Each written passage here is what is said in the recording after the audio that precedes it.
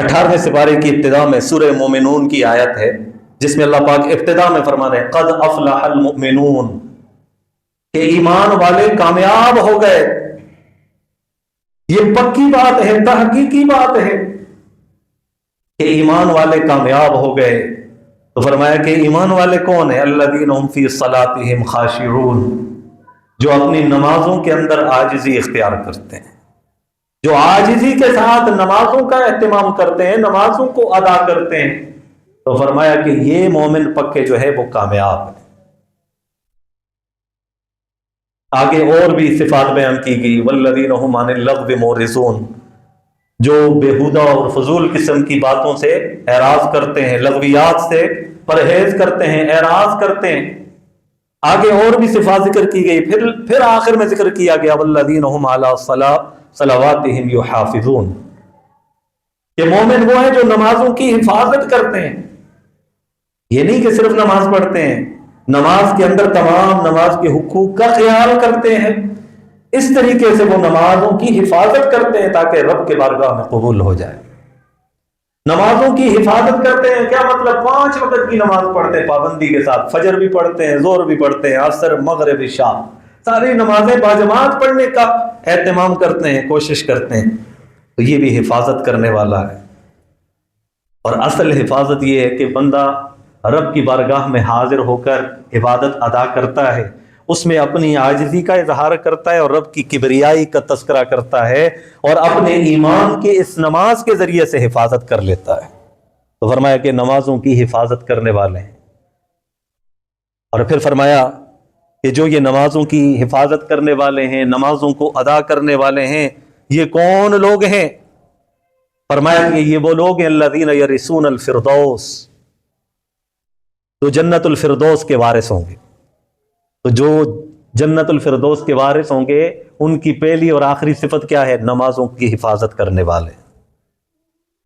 اب نماز کے علاوہ کوئی چارہ کار نہیں ہے، ہاں یہ یاد رکھیے گا، نماز کے علاوہ کوئی چارہ کار نہیں ہے۔ بندہ جتنا مرضی سخاوت کرے، سخی ہو، صبح سے لے کر شام تک نیت بھی ہے اللہ کے راستے میں یہ رقم خرچ کرتا ہوں، لیکن اللہ کے حکم نماز کو پورا نہیں کرتا، اللہ پاک فرماتے ہیں مجھے تیرے اس خرچ کرنے کا کوئی فائدہ نہیں، اور تمہیں کوئی اس کا فائدہ نہیں ہے، کیونکہ بندہ وہ کہتے ہیں یا اللہ تیرا حکم ہے تو یہ بھی میرا حکم ہے نا، اسے بھی پورا کر۔ ہاں کمیاں کوتاہیاں ہو جاتی ہیں، توبہ استغفار کر، قضا کر، نمازوں کو پورا کر، لیکن چھوڑنا نہیں ہے، کیونکہ نماز یہ اللہ تبارک و تعالیٰ کی طرف سے ایک خاص تحفہ ہے جو اپنے محبوب کو اللہ تعالیٰ نے عطا فرمایا تھا۔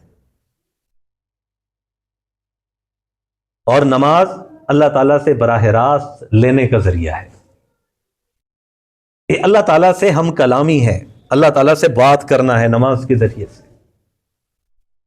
یہ تو اس کے مفہوم کو جب سمجھیں گے، جس کے مطالب کو، معنی کو سمجھیں گے، تب پتہ چلے گا ہماری نمازیں کیا ہیں۔ ایک تو طوطے کی رٹ ہوتی ہے سبحانک اللہم و بحمدک و تبارک اسمک، لیکن کم از کم ہمیں پتہ بھی ہونا چاہیے میں پڑھ کے آ رہا ہوں سبحانک اللہم، بندہ جو ہے اللہ تعالیٰ سے بات کر رہا ہے، سبحانک اللہم، یا اللہ تیری ذات پاک ہے، و بحمدک، تیری ذات خوبیوں والی ہے، و تبارک اسمک، تیرا نام برکت والا ہے، وتعالی جدک، تو بلند و بالا اور بزرگی والا ہے، ولا الہ غیرک، تیرے سوا کوئی معبود نہیں، تیرے سوا کوئی مسجود نہیں، تیرے سوا کوئی پالنہار نہیں، تیرے سوا کوئی مشکل کشا، حاجت روا نہیں، بگڑی بنانے والا نہیں، ولا الہ غیرک، بندہ اس بات کا اقرار کرتا ہے۔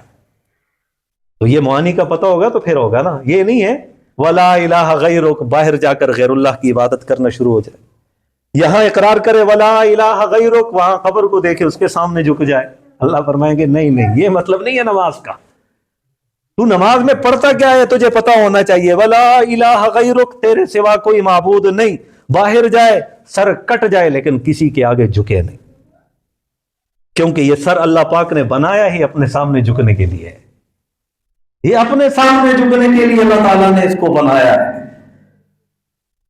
تو بہرحال نماز کے بغیر کوئی چارہ کار نہیں، یہ ضروری ہے، بہت ضروری ہے۔ یہ اللہ کتنی ضروری ہے، اللہ فرماتے ہیں کھڑے ہو کر نہیں پڑھ سکتا، بیٹھ کے پڑھ، ضروری ہے۔ یہ اللہ بیٹھا نہیں جاتا، بیٹھتے بیٹھتے تکلیف ہوتی ہے، ٹانگوں پہ ورم پڑ جاتے ہیں، جسم بے چین ہو جاتا ہے، اللہ پاک فرماتے ہیں اچھا بیٹھ کے نہیں پڑھ سکتا، لیٹ کے پڑھا، لیکن پڑھنا ضرور ہے۔ بندہ کہتا ہے کہ یا اللہ سامنے دشمن ہے، دشمن کی فوجیں ہیں، جہاد کا میدان سجا ہوا ہے، سامنے مقابل دشمن ہے، اس کے پاس بھی ہتھیار، ادھر مسلمانوں کے پاس بھی ہتھیار، اور ادھر سے نماز کا وقت ہو گیا، تو اللہ پاک نے فرمایا اب بھی نماز تم نے پڑھنی ہے، آدھے کفار سے مقابلہ کرو اور آدھے نماز کے اندر شامل ہو جاؤ، لیکن نماز نہیں چھوڑنا۔ اتنا اہم ترین جو ہے یہ رکن ہے، یہ عبادت ہے۔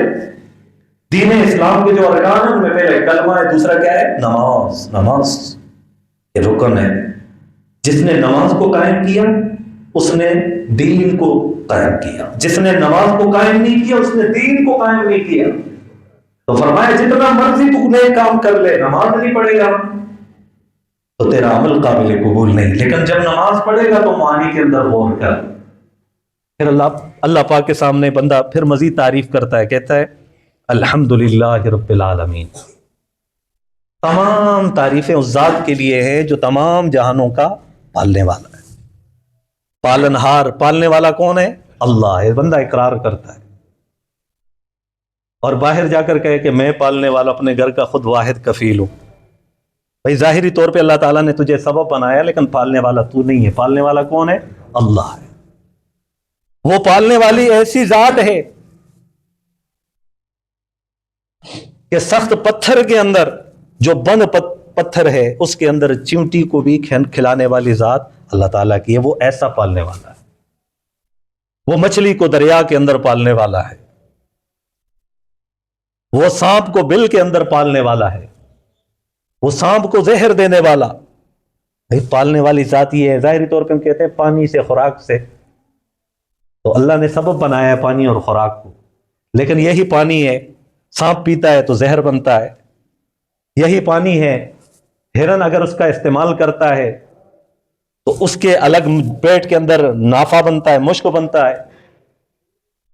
بلکہ علماء نے ایک پتے کے متعلق ذکر فرمایا ہے کہ شہتوت کا پتا ہے، یہی شہتوت کا پتا ہے، اگر ہرن کھاتی ہے تو مینگنیاں نکلتی ہیں، یہی شہتوت کا پتا ہے۔ پرندے کھاتے ہیں تو بیج ان کا بنتا ہے، دیگر جانور کھاتے ہیں تو ان کے دیگر فضلہ بنتا ہے، لیکن یہی شہتوت کا پتا جو ہے، شہتوت یہ وہ ریشم کا کیڑا جو ہے وہ کھاتا ہے تو اس سے ریشم نکلتا ہے۔ چیز ایک ہے لیکن سب کے اندر اس چیز کا اثر، عمل، دخل یہ جدا جدا ہے، اور چیزوں کے اندر اثر پیدا کرنے والا اور جدا جدا اثر پیدا کرنے والا کون ہے؟ اللہ ہے۔ تو بندہ اس بات کا اقرار کرتا ہے رب العالمین میرا پالنے والا، تمام جہانوں کا پالنے والا اللہ ہے۔ اور جب وہ پالنے پہ آتا ہے نا تو بندے کی عقل حیران رہ جاتی ہے۔ پالنے پہ آتا ہے تو حضرت یوسف علیہ السلام کو کنویں کے اندر پال رہا، ابراہیم علیہ السلام کو آگ کے اندر جو ہے اللہ تبارک و تعالیٰ پال رہے، ان کو رزق دے رہے ہیں۔ تو رب العالمین پھر آگے کہتا ہے الرحمن الرحیم مالک یوم الدین ایاک نعبد و ایاک نستعین، یا اللہ ہم خاص تیری عبادت کرتے ہیں اور تجھی سے مدد مانگتے ہیں۔ اب آگئی اصل بات کہ بندہ اقرار کرتا ہے یا اللہ عبادت تیری کرتا ہوں، کیا مطلب؟ یہ پیشانی صرف تیرے سامنے جھکے گی، سجدہ صرف تجھے ہوگا، رکوع صرف تیرے سامنے ہوگا، الہ صرف تو میرا ہوگا، معبود صرف تو میرا ہوگا۔ اس بات کا اقرار بھی کرتا ہے نماز کے اندر۔ باہر جا کر غیر اللہ کی عبادت کے اندر مصروف ہو جائے تو اللہ فرماتے ہیں تیری نماز نماز نہیں ہے۔ قرآن میں اللہ پاک نے نماز کا فلسفہ بیان کیا ہے، اقیم الصلاۃ، نماز قائم کرو۔ کیوں؟ ان الصلاۃ تنہی عن الفحشاء والمنکر، کہ بے شک نماز بے حیائی کے کاموں سے اور برے کاموں سے انسان کو روکتی ہے۔ کسے روکتی ہے؟ جو صحیح معنوں میں نماز ادا کرتا ہے، آہستہ آہستہ نماز کا عادی ہوتا ہے، برائیاں ختم ہوتی رہتی ہیں، ظاہر ہوتی چلی جاتی۔ اور پھر نماز کو نماز کی حقیقت سمجھ کے پڑھنا، اس کے معانی کو سمجھ کر پڑھنا کہ میں اپنے رب سے کیا بات کر رہا ہوں، ذکر میں نے یہ کیا تھا کہ نماز رب سے ہم کلامی کا ذریعہ ہے. تو میں اپنے رب سے بات کیا کر رہا ہوں؟ ایاک نعبد، یا اللہ میں خاص تیری ہی عبادت کرتا ہوں، تیرے سوا کسی اور کی عبادت نہیں کرتا. اگر اللہ کی ذات کے علاوہ کسی اور کے لیے عبادت جائز ہوتی نا تو اللہ تعالیٰ تمام امتیوں کو حکم دیتے کہ وہ وقت کے نبی کی عبادت کرتے، لیکن اللہ پاک نے حکم نہیں دیا. جتنے پیغمبر آئے سب کو یہی بات بتلائی گئی. وَإِلَىٰ عَادٍ أَخَاهُمْ هُودًا وَإِلَىٰ مَدْيَنَ أَخَاهُمْ شُعَيْبًا. اللہ پاک نے پیغمبروں کا ذکر کیا گیا کہ میں نے نوح کو قوم کے لیے بھیجا، لوط علیہ السلام کو اپنی قوم کے لیے بھیجا، اور کیا حکم دیا؟ فَقَالَ يَا قَوْمِ اعْبُدُوا اللَّهَ مَا لَكُم مِّنْ إِلَٰهٍ غَيْرُهُ. کہ قوم، وعلیکم السلام، کہ قوم اللہ کی عبادت کرو، اللہ کے سوا کوئی تمہارا معبود نہیں ہے. یہ پیغمبروں نے آ کر بتلایا. ان اللہ ربی و ربکم فاعبدوہ، کہ بے شک میرا اور تمہارا رب کون ہے؟ اللہ ہے. فاعبدوہ، اسی کی عبادت کرو. تو عبادت اللہ کی ذات کے علاوہ کسی اور کی نہیں کی جا سکتی. عبادت صرف اور صرف اللہ تعالیٰ کا حکم ہے اور اس کو پورا کرنا ہے. وَإِيَّاكَ نَسْتَعِينُ، یا اللہ ہم خاص تجھ ہی سے مدد مانگتے ہیں، تیرے سوا کسی سے نہیں مانگتے. یہ نماز میں بندہ پانچوں وقت کی نماز کے اندر ہر رکعت کے اندر اس بات کا اقرار کرتا ہے. پھر اللہ فرماتے ہیں میرے بندے تو مجھ سے مانگ رہا ہے، تو میری تعریف کر رہا ہے. پھر آگے بندہ ایک بہت بڑی دعا مانگتا ہے اللہ تعالیٰ سے، اہدنا الصراط المستقیم، یا اللہ مجھے سیدھے راستے پر چلا، یا اللہ مجھے سیدھے راہ پر چلا، سیدھے راستے پر چلا. اب دنیا میں ہر ایک سے پوچھو تو وہ کہے گا کہ بھئی میں سیدھے راستے پر ہوں. بد مذہب سے پوچھے وہ بھی کہیں گے کہ ہم سیدھے راستے پر ہیں. یہود و نصارہ سے پوچھیں وہ بھی کہیں گے ہم سیدھے راستے پر ہیں. ہر ایک کہتا ہے کہ میں سیدھے راستے پر ہوں. تو ہم کون سے سیدھے راستے کی بات کر رہے ہیں؟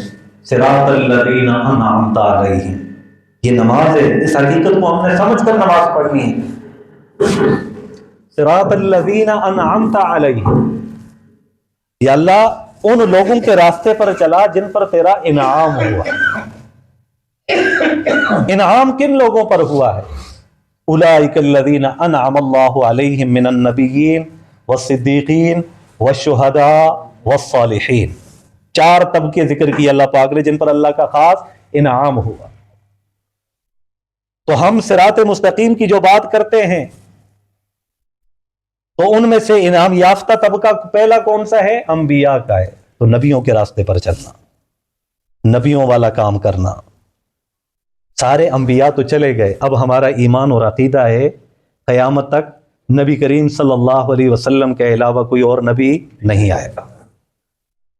ختم نبوت پر ہمارا ایمان ہے، اور جو ختم نبوت کا انکار کرے وہ ایمان سے نکل جاتا ہے.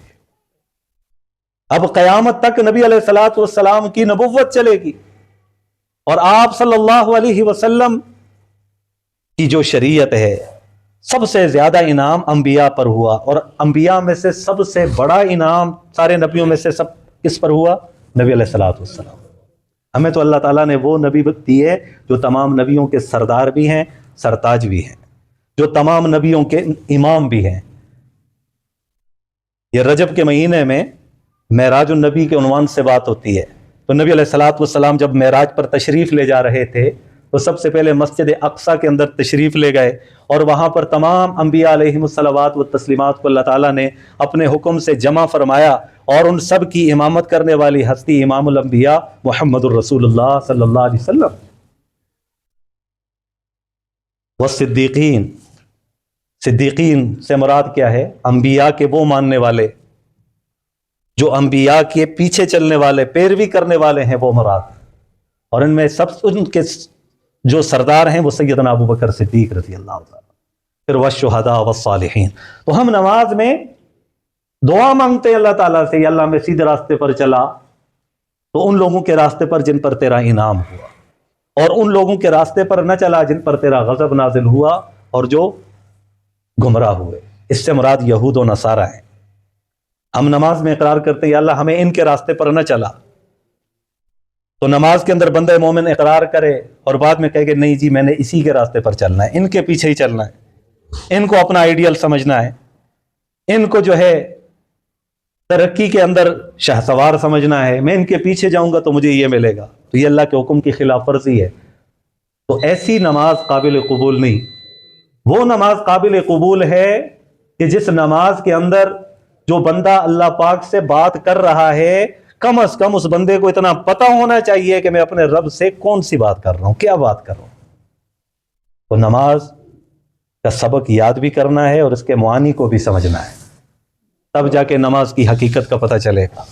تو بہرحال نماز ایک ایسا عنوان ہے جس کے اوپر صرف آیات ہی پڑھی جائے نا تو یہ مختصر سا وقت پورا نہیں ہو سکتا اس کے لیے. تو مختصراً یہ کہ نماز کو اللہ تعالیٰ نے متقین کی علامت ذکر کی ہے. دوسری یہ ہے کہ نماز یہ ایمان کی حفاظت کا ذریعہ ہے. اور تیسری بات یہ ہے کہ نماز کو اللہ تعالیٰ نے ایمان قرار دیا ہے. وَمَا كَانَ اللَّهُ لِيُضِيعَ ایمانکم، اس کی تفصیل آپ کے سامنے بیان کر چکا ہوں. تو نبی کریم صلی اللہ علیہ وسلم کی مبارکہ حدیث میں سے آپ صلی اللہ علیہ وسلم نے نماز کے متعلق فرمایا کہ قرۃ عینی فی الصلاۃ، کہ میری آنکھوں کی ٹھنڈک جو ہے وہ نماز میں، میری آنکھوں کی ٹھنڈک وہ نماز میں. ایک بندہ کہے کہ یا رسول اللہ صلی اللہ علیہ وسلم مجھے آپ سے محبت ہے، میں آپ کے لیے جان دینے کے لیے تیار ہوں. آپ صلی اللہ علیہ وسلم نے فرمایا قرۃ عینی فی الصلاۃ، میرے امتی میری آنکھوں کی ٹھنڈک نماز کے اندر ہے، تو نماز پڑھ لے نا میں تجھ سے راضی ہو جاؤں گا. اب بندہ بڑے لمبے چوڑے دعوے کرے اور نماز نہ پڑھے، یہ نبی علیہ الصلوۃ والسلام کی آنکھوں کو ٹھنڈک پہنچانے والا ہے، تکلیف پہنچانے والا ہے. تو تکلیف پہنچانے والا صادق نہیں ہوتا، وہ عاشق بھی نہیں ہوتا. عاشق وہ ہوتا ہے جو محبوب کی اداؤں کو اپنانے والا ہو. محبوب کی ہر ادا کو اپنانے والا جو ہوتا ہے اصل عاشق وہی ہوتا ہے. محبوب کیا فرما رہے ہیں؟ قرۃ عینی فی الصلاۃ، میری آنکھوں کی ٹھنڈک وہ نماز کے اندر ہے. اور بندہ کہتا ہے کہ نہیں جی نہیں، میری آنکھوں کی ٹھنڈک تو دنیا دیکھنے کے لیے ہے، آنکھوں کی ٹھنڈک تو دنیا کے کھیل کود کے اندر ہے، دنیا کی رنگینیوں کے اندر ہے، دنیا کی چیزوں کے اندر ہے. تو اپنی آنکھوں کی ٹھنڈک ان چیزوں میں تلاش کر رہا ہے. ذرا دیکھ تو صحیح اس عظیم ہستی کو جس کے لیے اس کائنات کو بنایا گیا. وہ نہ ہوتے تو کائنات نہ ہوتی، وہ نہ ہوتے تو میں اور آپ نہ ہوتے، وہ نہ ہوتے تو یہ دنیا کا نظام نہ ہوتا.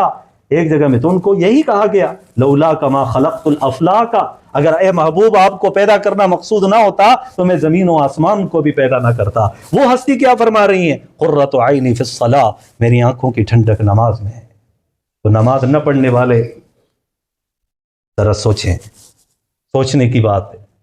میں نے پہلے ذکر کیا نماز پڑھنا نہیں ہے کہ ایک آدھ نماز پڑھ لی، نہیں، اقامت صلاۃ، نمازوں کو قائم کرنا ہے، ہر نماز کو اپنے وقت پر ادا کرنا ہے. تو آج جمعے کے اندر جو نماز کے متعلق بیان کرنا مقصود ہے یہ ایک دوسرے کے ساتھ مذاکرہ ہے، ایک دوسرے کو دعوت دینا ہے. ہم نے ایک دوسرے کو دعوت دینا ہے اور اس بات کو، اس اہمیت کو ہم نے سمجھنا ہے اور پھر سمجھنے کے بعد اپنی ذمہ داری کو نبھانے کے لیے دوسروں کو بھی نماز پڑھنے کی تلقین کرنا. ہاں، خود بھی پڑھنی ہے، خود بھی اچھے کام کرنا، دوسروں کو بھی اچھائی کی تلقین کرنا. تو نبی علیہ الصلوۃ والسلام فرما رہے ہیں میری آنکھوں کی ٹھنڈک وہ نماز.